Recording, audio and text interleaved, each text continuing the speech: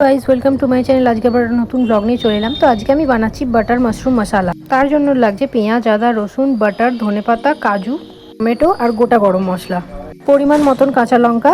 এখানে কিন্তু আমি পুরোটা বাটার দিয়ে রান্না করবো আর অল্প একটু তেল দেবো।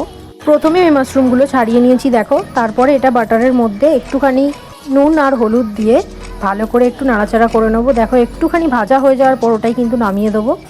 তারপর ওটা নামিয়ে নেওয়ার পর কড়ার মধ্যে একটুখানি বাটার দিয়ে তার মধ্যে যত সবজি ছিল দেখো, পেঁয়াজ, আদা, রসুন, কাঁচা লঙ্কা যা যা ছিল প্রত্যেকটা আমি দেওয়ার পর ভালো করে ভেজে নিয়ে যখন একটু ঠান্ডা হয়ে যাবে তখনই ভালো করে ব্লেন্ড করে নেবো। ঠিক তারপর একটা স্মুথ পেস্ট তৈরি হয়ে যাবে। ওই পেস্টটা দিয়েই কিন্তু আমরা বাটার মাশরুম মশলাটা তৈরি করব। তারপরে কড়াইয়ের মধ্যে বাটার দিয়ে আর অল্প একটুখানি সাদা তেল দেওয়ার পর যেই পেস্টটা বানিয়েছিলাম সেই পেস্টটা দিয়ে দেবো। তার মধ্যে হলুদ, লঙ্কার গুঁড়ো, নুন, পরিমাণ মতো চিনি দিয়ে ভালো করে যতক্ষণ না তেল বেরোবে সেটা ভালো করে কষতে হবে।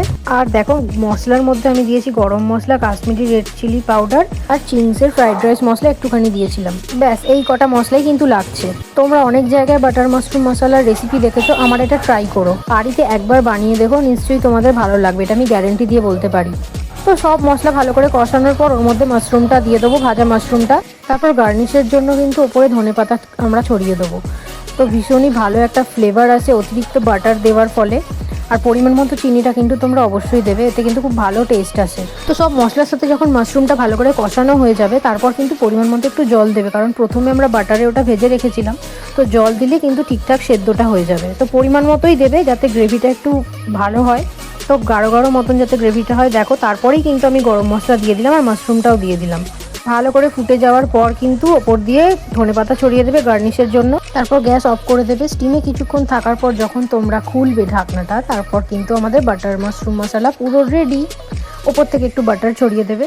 Look at the colour guys, ব্যাপক খেতে হয়েছিল, ট্রাস্ট মি। তোমরা একবার এইভাবে বানিয়ে দেখো, তারপর আমাকে কমেন্টসে জানিও কেমন হয়েছে।